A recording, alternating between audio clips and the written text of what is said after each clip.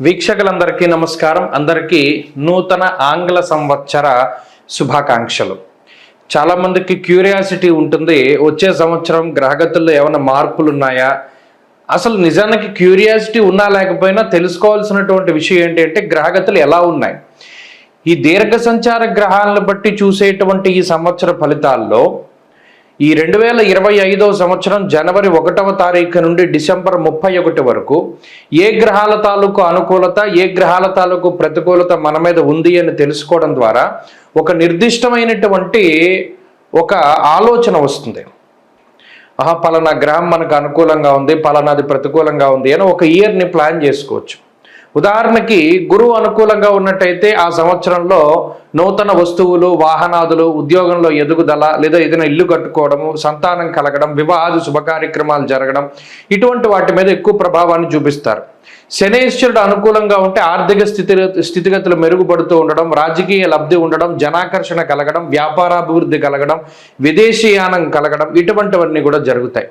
రాహుకేతువుల అనుకూలత వల్ల కూడా చాలా రకాలైనటువంటి సమస్యలు, అటు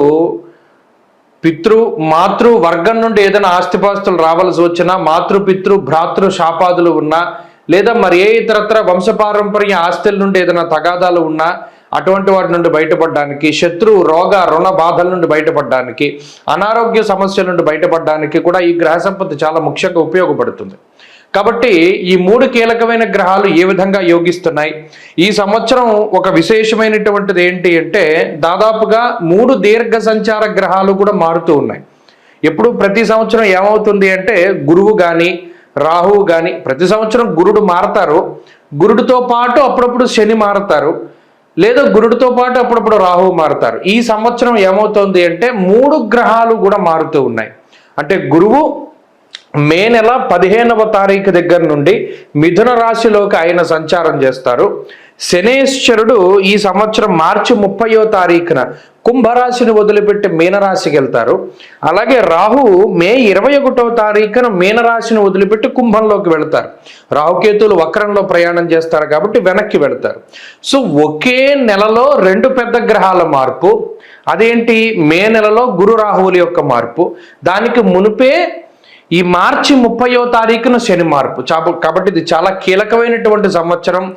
చాలా గ్రహగతుల్లో మార్పులు, 3 గ్రహాల్లోనూ దీర్ఘ సంచార గ్రహాలు, అంటే రాహుకేతువులు అంటే 2 కింద లెక్కేసుకుంటే 4 గ్రహాలు. ఈ క్రియాశీలకమైనటువంటి మార్పుల్లో లాభపడేటువంటి రాశుల్లో మీ రాశి ఉందా లేదా అనేటువంటిది మనం తెలుసుకుందాం. 2025 మకర రాశి వారికి ఏ విధమైనటువంటి అవకాశాలను ఇవ్వబోతూ ఉన్నది? అవకాశాలను ఎందుకన్నానంటే మకరే మహదైశ్వర్యం అన్నాడు. మకర రాశి వారికి నిజంగా ఈ సంవత్సరం మహదైశ్వర్యమే పట్టబోతూ ఉన్నది. అదేంటండి మకర రాశి వారికి ఎలా పడుతుంది అని అంటారేమో.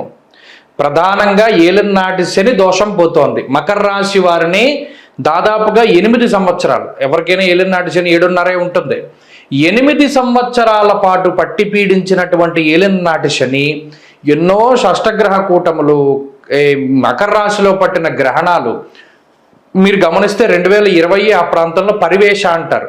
మకరంలో సూర్యుడు ఉన్నప్పుడు సూర్యుడి జుట్టు వలయాకారంలో వచ్చింది, వేరే దేశాల్లో కూడా కనబడింది.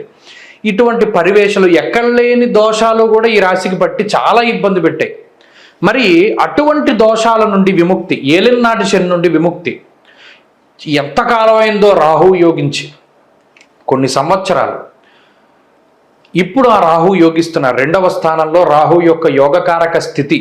ఏలినాటి శని వెళ్ళిపోయిన తర్వాత శనేశ్వరుడు వెళ్ళిపోతూ చేసేటువంటి మంచితో పాటుగా 2.5 సంవత్సరాలు కేవలం మీకు మంచి చేద్దామని తృతీయ భావంలో ఉండేటువంటి స్థితి.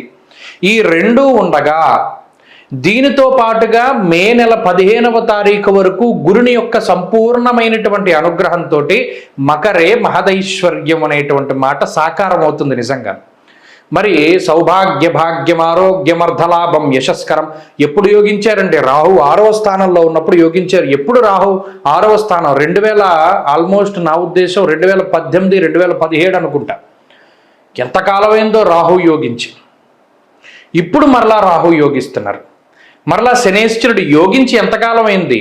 అబ్బో, ఎక్కడికి వెళ్ళిపోవాలో 11 ఏళ్ళకి వెళ్ళిపోవాలి.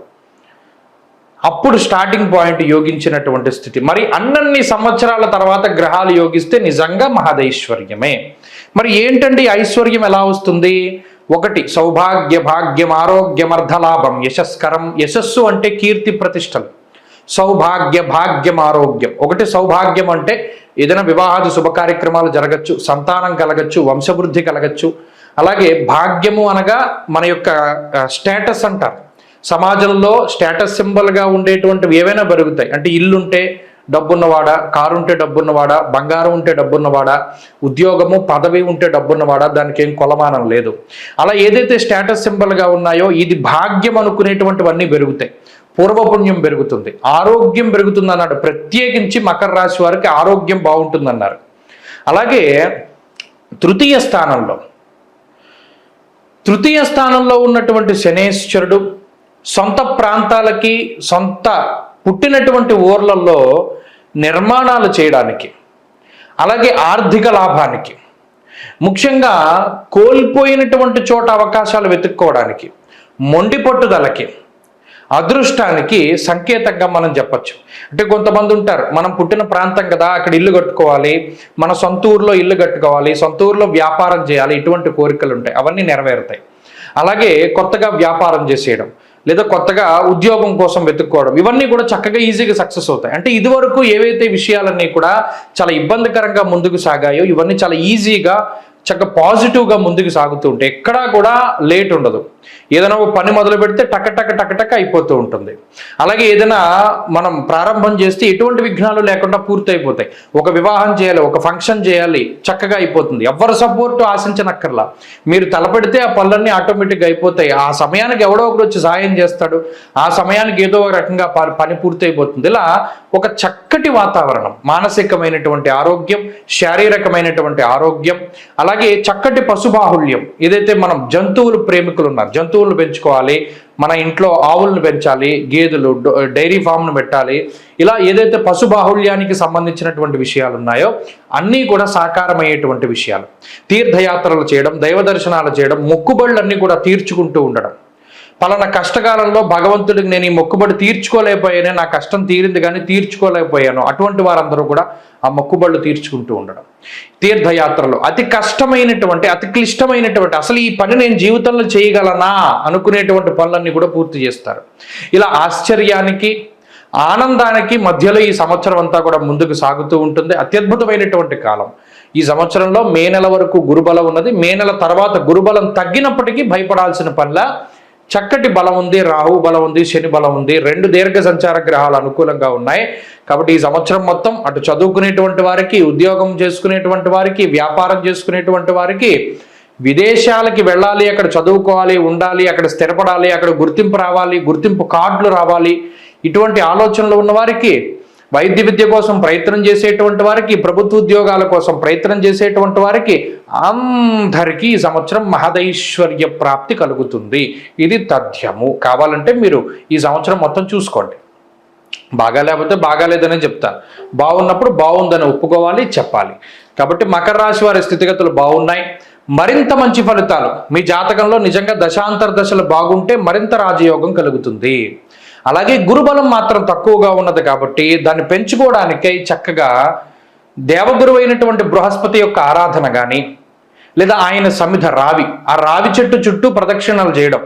ఎప్పుడు చేయాలో తెలిసిన అది కూడా శనివారం నాడే అశ్వత్థ వృక్షం అనగా రావి చెట్టును ముట్టుకోవడానికి మనకి అధికారం ఉంటుంది.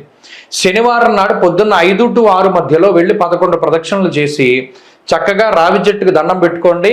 మరింత మంచి ఫలితాలు మకర రాశి వారికి వస్తాయి. స్వస్తి.